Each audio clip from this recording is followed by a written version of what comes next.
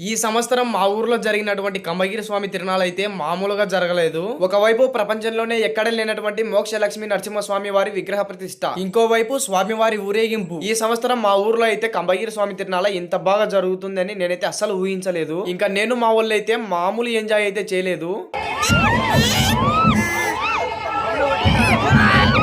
ఈ తిరునాళ మా ఊర్లో అయితే 3 రోజులు జరుపుతారు. సో నేను వీడియో తీసింది లాస్ట్ రోజు స్వామివారి ఊరేగింపు రోజున అనమాట. ఒకసారి ఇక్కడ చూడండి, స్వామివారి గుడి ముందే అయితే ఇలా అయితే చేస్తున్నారు. ఇలా చేయడాన్ని ఏమంటారో నాకు కూడా తెలీదు. ఒకవేళ మీకు తెలిసి ఉంటే గిన కామెంట్ అయితే చేయండి ఖచ్చితంగా.